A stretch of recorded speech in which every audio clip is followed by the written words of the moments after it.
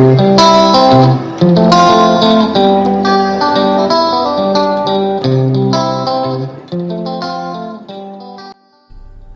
Friends, ഇന്ന് ഞാൻ വന്നിട്ടുള്ളത് റെസിപ്പി വീഡിയോ ആയിട്ട് മാത്രമല്ല, എല്ലാവിധ ഔഷധ ഗുണങ്ങളുമുള്ള ഒരു മട്ടൺ സൂപ്പിൻ്റെ റെസിപ്പിയാണ് കേട്ടോ ചെയ്യുന്നത്. മിക്ക ആളുകൾക്ക് ഇതിനെക്കുറിച്ചിട്ട് അറിയാൻ പറ്റും, എന്നാലും ഒരുപാട് പേർക്ക് ഇതിനെക്കുറിച്ചിട്ട് അറിയില്ല. നമ്മൾക്ക് കുട്ടികൾക്കും മുതിർന്നവർക്കും എല്ലാവർക്കും ഒരുപോലെ യൂസ്ഫുൾ ആയിട്ടുള്ള ഒരു മട്ടൺ സൂപ്പാണ് കേട്ടോ ഇത്.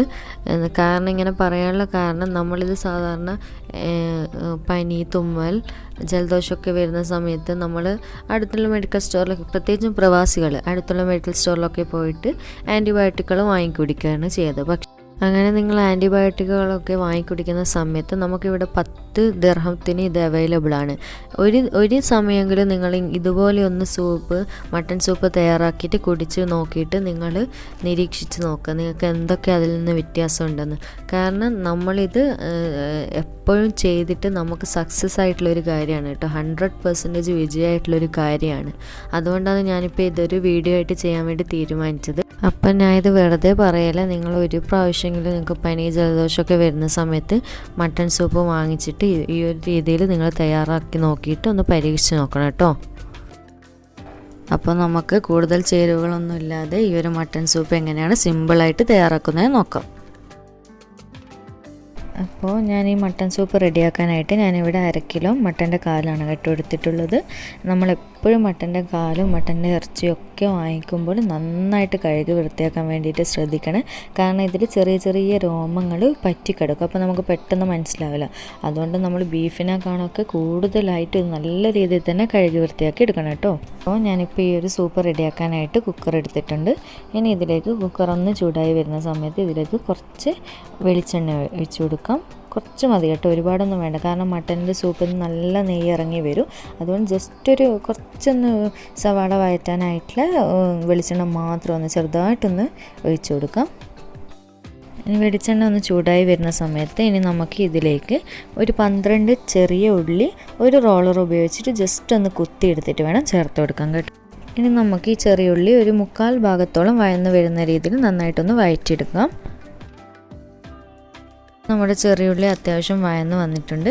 ഈ ഒരു സമയത്ത് നമുക്ക് ഇതിലേക്ക് ഒരു 3 അല്ലി വെളുത്തുള്ളി ഒന്ന് റോളർ ഉപയോഗിച്ചിട്ട് ചതച്ചെടുത്ത് ചേർത്ത് കൊടുക്കാം. കൂടെ തന്നെ നമുക്ക് ഒരു മീഡിയം സൈസ് ഇഞ്ചി, വെളുത്തുള്ളിനേക്കാണ് ഇഞ്ചിയാണ് കേട്ടോ കൂടുതലായിട്ട് ഇടേണ്ടത്, ചേർത്ത് കൊടുക്കാം. ഇനി ഇതിലേക്ക് നമുക്കൊരു 2 പച്ചമുളക് ഒന്ന് നീളത്തിലരിഞ്ഞത് ചേർത്ത് കൊടുക്കാം. പച്ചമുളക് ചെറുതായിട്ടൊരു ഫ്ലേവറിന് കൂടി വേണ്ടിയിട്ട് മാത്രമാണ് കേട്ടോ, കൂടുതലായിട്ട് വേണ്ട. കാരണം കുരുമുളകാണ് നമ്മളിതിൽ കൂടുതലായിട്ട് ചേർക്കുന്നത്. അപ്പോൾ എരിവിനനുസരിച്ചിട്ടായിട്ട് വേണ്ട, ചെറിയൊരു ഫ്ലേവറിന് മാത്രമായിട്ട് പച്ചമുളക് ചേർത്ത് കൊടുക്കാം. എന്നിട്ട് ഇത് നന്നായിട്ടൊന്ന് ഇതിൻ്റെ പച്ചമണമൊക്കെ മാറി കിട്ടുന്നത് വരെ നന്നായിട്ടൊന്ന് വഴറ്റിയെടുക്കാം. കൂടുതലായിട്ട് വഴന്ന് കിട്ടണ്ട, ചെറുതായിട്ടൊരു പച്ച സ്മെല്ലൊക്കെ മാറുന്ന രീതിയിലൊന്ന് വഴറ്റിയെടുക്കാം. ഇപ്പോൾ അത്യാവശ്യം വഴന്ന് വന്നിട്ടുണ്ട് പച്ചമുളക്, ഇഞ്ചി, വെളുത്തുള്ളിയൊക്കെ. നമുക്ക് ഇതിലേക്ക് ഒരു ചെറിയ തക്കാളി ചേർത്ത് കൊടുക്കുക. തക്കാളി അത്യാവശ്യം വലുപ്പമുള്ള തക്കാളിയാണെങ്കിൽ അതിൻ്റെ പകുതി മതി കേട്ടോ, ചെറുതായിട്ടൊരു പുളിപ്പ് ഫ്ലേവറിന് മാത്രമായിട്ടാണ്. ഒട്ടും നിർബന്ധമില്ല, ആ ഒരു പുളിയുടെ ഫ്ലേവർ നിങ്ങൾക്ക് വേണ്ടാന്നുണ്ടെങ്കിൽ അത് ഒഴിവാക്കി കഴിഞ്ഞാലും മതി, കുഴപ്പമൊന്നുമില്ല. ഞാനിപ്പോൾ ചേർത്ത് കൊടുക്കുന്നുണ്ട് ചെറിയൊരു പുളിപ്പ് ഫ്ലേവറിനായിട്ട്. അല്ലെങ്കിൽ നിങ്ങൾ തക്കാളി ഉപയോഗിക്കുന്നില്ല എന്നുണ്ടെങ്കിൽ കുറച്ച് ചെറുനാരങ്ങ പിഴിഞ്ഞ് കൊടുത്താലും മതി കേട്ടോ, കുഴപ്പമൊന്നുമില്ല. ഇപ്പം നമ്മുടെ തക്കാളി അത്യാവശ്യം വഴന്ന് വന്നിട്ടുണ്ട്. ഇനി ഈ ഒരു സമയത്ത് നമുക്ക് കുറച്ച് മസാലപ്പൊടികളൊന്ന് പൊടിച്ചെടുക്കണം. നമ്മൾ കഴിവതും ഇതുപോലെ ഫ്രഷ് ആയിട്ട് ഇങ്ങനെ വഴറ്റി കൊടുക്കുന്ന സമയത്ത് തന്നെ പൊടിച്ചെടുക്കാൻ വേണ്ടി ശ്രദ്ധിക്കണേ. അപ്പോൾ ഞാനിപ്പോൾ ഒരു മിക്സിയുടെ ജാർ എടുത്തിട്ടുണ്ട്. പൊടിക്കുന്ന ചെറിയ ജാർ എടുത്താൽ മതി കേട്ടോ, അതിലാണ് നല്ല ഫൈനായിട്ട് പൊടിഞ്ഞിട്ട്. ഇതിലേക്ക് ഞാൻ 2 ടേബിൾ സ്പൂൺ നിറയെ കുരുമുളക് ചേർത്ത് കൊടുക്കുന്നുണ്ട്.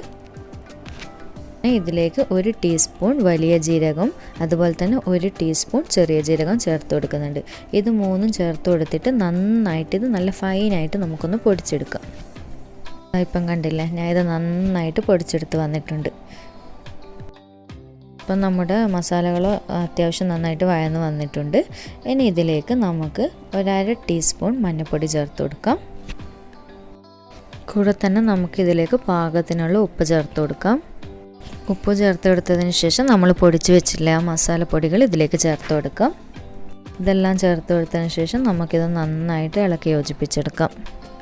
നമ്മൾ സൂപ്പ് ഉണ്ടാക്കുന്ന സമയത്ത് ഇതുപോലെ ഈ വയറ്റി കൊടുത്ത് കഴിഞ്ഞാൽ പൊടിച്ചിട്ട് ചേർത്ത് കൊടുക്കാൻ വേണ്ടി ശ്രദ്ധിക്കണം. കാരണം എന്ന് ചോദിച്ചാൽ ആ ഒരു ഫ്രഷ്നെസ് കിട്ടണമെങ്കിൽ ഇങ്ങനെ പെട്ടെന്ന് തന്നെ പൊടിച്ചെടുക്കണം. പിന്നെ നിങ്ങൾക്ക് അങ്ങനെ പറ്റില്ല എന്നുണ്ടെങ്കിൽ മുന്നേ പൊടിച്ച് വെച്ചിട്ടുണ്ടെങ്കിൽ ചേർത്ത് കൊടുത്താലും മതി, കുഴപ്പമൊന്നുമില്ല. പക്ഷെ നല്ലൊരു ഫ്രഷ്നെസ്സും നല്ല ആ ഒരു ഫ്ലേവറും കിട്ടണമെങ്കിൽ ഈ ഒരു സമയത്ത് പൊടിച്ച് വെച്ചത് ചേർത്ത് കൊടുക്കണം കേട്ടോ.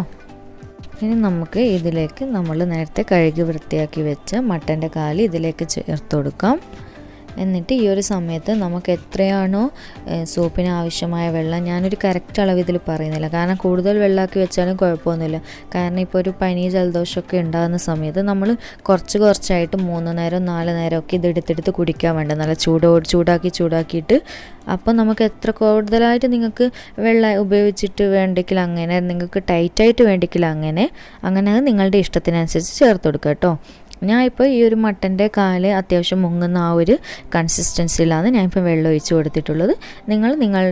നിങ്ങളുടെ അളവിനനുസരിച്ചിട്ട് വെള്ളം ചേർത്ത് കൊടുക്കുക കേട്ടോ, കുഴപ്പമൊന്നുമില്ല. ഇനി ഇതിലേക്ക് നമുക്ക് കുറച്ച് കറിവേപ്പിലയും കൂടി ചേർത്ത് കൊടുത്തതിന് ശേഷം നന്നായിട്ട് കുക്കർ അടച്ച് വെച്ചിട്ട് ഒരു 7 വിസിൽ വരുന്നവരെ നമുക്ക് വേവിച്ചെടുക്കാം.